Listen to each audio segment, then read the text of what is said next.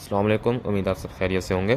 तो इंशाल्लाह इस वीडियो में ना मैं आपको बताऊंगा कि आपने मॉड्यूल को 12 डेज़ के अंदर कैसे प्रिपेयर करना है। और इस वीडियो को देखने के बाद आपने इस वीडियो को एंड तक देखना है और इंशाल्लाह इसके बाद आप लोग इस काबिल हो जाएंगे कि अपने आप को प्रिपेयर कर सकें मॉड्यूल के लिए। और इंशाल्लाह आप लोग यानी कि जो मैं इस वीडियो के अंदर आपको बताऊंगा ना, अगर आपने वो कर लिया और उस तरह हिसाब से किया, सो इंशाल्लाह आप 60% मार्क्स लेके इंशाल्लाह पास होंगे। ऐसा नहीं होगा कि बिल्कुल बॉर्डर लाइन 50% में पास हो, इंशाल्लाह 60% मार्क्स आपको मिल ही जाएंगे। सो वीडियो को आपने एंड तक देखना है और कोई भी पॉइंट मिस नहीं करना। सो मैं सबसे पहले ना आपको यहाँ पर डिवीजन करके बता देता हूँ कि इन 12 डेज़ की आपने डिवीजन कैसे करनी है। सो सबसे पहले तो मैंने यहाँ पे ना 3 ही मेन सब्जेक्ट्स को रखा है, एनाटॉमी, फिजियोलॉजी एंड बायोकेमिस्ट्री। सो इसके अलावा जो दूसरे सब्जेक्ट्स हैं फार्मा और पैथो जो है उनके अलग से आपको ग्रुप के अंदर गाइडलाइंस भेज दूंगा किस तरह करना है। सो यहाँ पर मैं सबसे पहले बता देता हूँ anatomy and physiology and then biochemistry. So हम लोग सबसे पहले देख लेते हैं कि टाइम को डिवाइड कैसे करना है।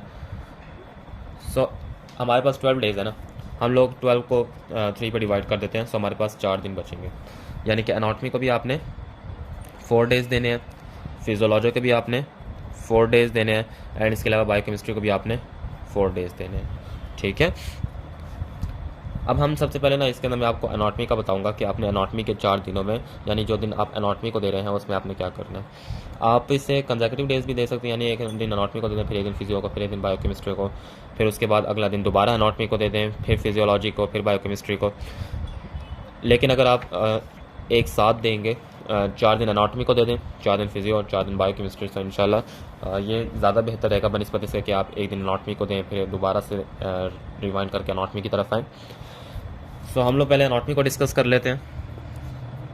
सो एनाटॉमी ना आपका यहाँ पर अगर ग्रॉस आपका इंक्लूड नहीं है, अगर तो ग्रॉस इंक्लूड नहीं है और उसकी अलग से स्टेज करवा दी गई है, सो इसके अंदर हम लोग क्या देखेंगे कि एनाटॉमी यहाँ पर एक तो आपकी हिस्टोलॉजी हो जाएगी, हिस्टोलॉजी एंड एम्ब्रियोलॉजी एंड इसके अलावा यहाँ पर जीए, जनरल एनाटॉमी। सो आपको पता तो है कि आपने तैयार कहाँ कहाँ से करनी है। सो मैं इसके अंदर आपको फिर भी एक मरतबा बता देता हूँ कि आपने ये 3 कहाँ कहाँ से तैयार करने हैं।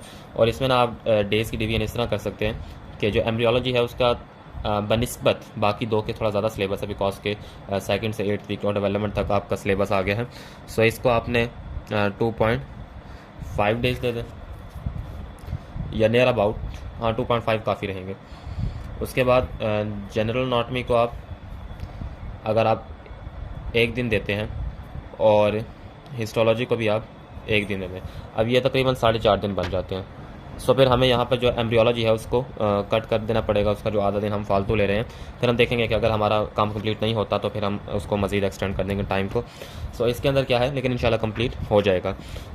सबसे पहले तो मैं यहाँ पर जनरल एनाटॉमी की करवा देता हूँ मार्किंग्स कि आपने जनरल एनाटॉमी में कौन कौन सी चीज़ें करनी है। और ये एक दिन है और एक दिन में एटलीस्ट आपने अगर 12 दिन में कवर करना है ना, सो एटलीस्ट आपको 4 से 5 घंटे या एटलीस्ट 5-6 घंटे आपको पढ़ना है एक दिन में। ठीक है, अगर नहीं करेंगे तो इतना ज़्यादा सिलेबस इतने डेज़ में कवर नहीं हो सकता अच्छे तरीके से।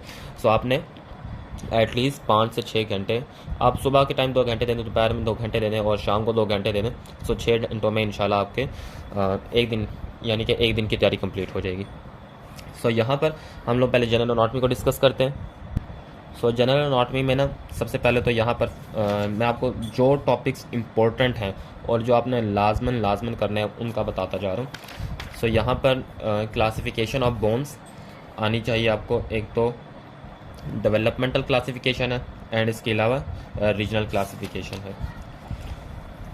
अब ये जो classification according to size and shape है, 2 मिनट में आपको सही तरह करके दिखा दूँ। Classification according to size and shape, ये बहुत इंपॉर्टेंट है और ये SCQ भी आया करता है। सो यहाँ पर बहुत ही इरेगुलर सा लिखा हुआ, अगर आप इसे एक तरह फ्लो चार्ट में बना के लिख लें या किसी टेबल की सूरत में लिख लें तो ज़्यादा बेहतर रहेगा अगर टाइम है आपके पास। सो ये टॉपिक एंड होता है यहाँ तक, हेट्रोट्रॉपिक बोन्स तक। सो यहाँ तक आप, ये सारा ही SCQ है, ये आपको करना पड़ेगा। इससे आगे आपने कुछ भी नहीं करना, बिकॉज के एस टीटीडीज कुछ भी नहीं पूछा जाता इसमें से। इसके बाद आता है एपिफाइसिस। सो एपिफाइसिस ना एक इम्पोर्टेंट SCQ है, ये इस चैप्टर का दूसरा बड़ा SCQ है जो कि आपको तैयार करना है। इससे पिछला जो टॉपिक है ना, ये the shaft of the long bone वाला, इसको अगर आप रीड कर लो तो काफ़ी है, नहीं तो इसमें से SCQ नहीं आने वाला।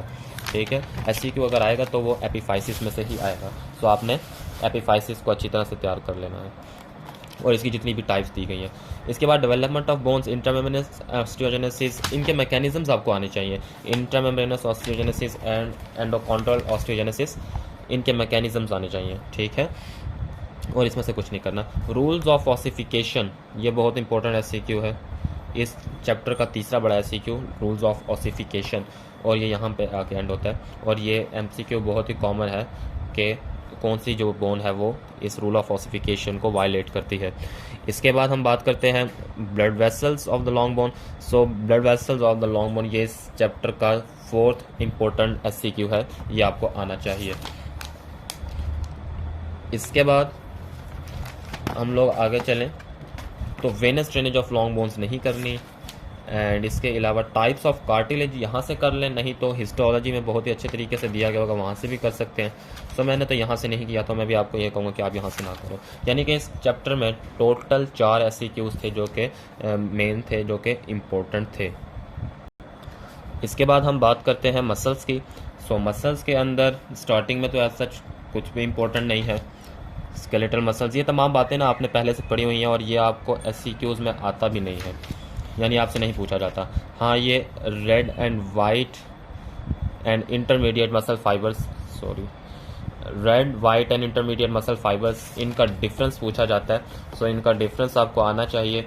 ये ना गाइटन के अंदर भी दिया गया है, तो अगर आप वहाँ से भी कर लो तो एनफ है। अलबत्ता यहाँ से एक मरतबा रीड कर लेना, लेकिन ये इसका डिफरेंस आता है। ये पहला SCQ है इस चैप्टर का। इसके बाद कुछ भी as such it is important नहीं है। हाँ, 2 पेजेस क्रॉस करके connective tissue component of muscles. So यहाँ पर ना ये एपोन्यूरोसिस और टेंडन्स वगैरह, पेरीमाइजियम, एंडोमाइजियम, एपीमाइजियम, इनकी डेफिनेशन आनी चाहिए, एंड एपोन्यूरोसिस की डेफिनेशन आनी चाहिए। टेंडन तो आपने पहले भी पढ़ा हुआ होगा, सो उसको करने की ज़रूरत नहीं है। इसके बाद हम बात करते हैं क्लासिफिकेशन ऑफ स्केलेटल मसल्स की, जो कि बहुत इंपॉर्टेंट SCQ है और इस चैप्टर का दूसरा बड़ा SCQ है, क्लासिफिकेशन ऑफ स्केलेटल मसल्स। सो आपने इस क्लासिफिकेशन ऑफ स्केलेटल मसल्स का बेशक एक टेबल बना लें, यहाँ पे आके एंड हो रहा है। इसके बाद classification on the basis of group of actions, ये भी दूसरा बड़ा ये इस चैप्टर का कह सकते हैं तीसरा बड़ा SCQ है, क्योंकि 2 पहले हो चुके हैं, ये तीसरा SCQ है। और इसके बाद ये ना यहाँ पे जाके एंड करता है फिक्सेटर्स पे। सो ये आपने तैयार करना है। एंड इसके बाद हम आगे चलते हैं। नर्व सप्लाई स्केलेटल मसल, ये ज़्यादातर बातें आपने पढ़ी हुई हैं। हाल बताइए, जो नर्व सप्लाई स्केलेटल मसल्स है ना, इसमें एक तो ये मोटर नर्व फाइबर्स और ये सेंसरी नर्व फाइबर्स, ये इसके तीनों पॉइंट्स आने चाहिए आपको, और आगे भी ये हेल्प आउट करेगी। बाकी सारी बातें आपने पहले पढ़ी हुई हैं। हाँ, यहाँ पर ना आइसोटोनिक कंट्रैक्शन की जो टाइप्स दी गई हैं, concentric contraction as well as जो इसेंट्रिक कंट्रैक्शन है, सो ये आपको पता होना चाहिए। और ये सच वैसे गाइटन में बताया गया आइसोटोनिक और आइसोमेट्रिक का, लेकिन वहाँ पे कंसेंट्रिक और इसेंट्रिक कंट्रैक्शन का नहीं बताया गया, तो इसलिए यहाँ से कर लीजिएगा। मसल पैरालिसिस में जितनी भी टर्म्स दी गई हैं ये इंपॉर्टेंट है, और ये बाज़ों का SCQ भी आ रहा था, तो ये चौथा SCQ है इस चैप्टर का। एंड पुल्ड मसल स्पैम, यानी कि जो भी पॉइंट्स हाईलाइटेड है ना, एटलीस्ट उनकी आपको डेफिनेशंस आनी चाहिए। लेकिन मसल पैरालिसिस तो वैसे ही इंपॉर्टेंट है अलग से भी। सो ये था आपका स्केलेटल मसल्स का टॉपिक। अच्छा, GA में ना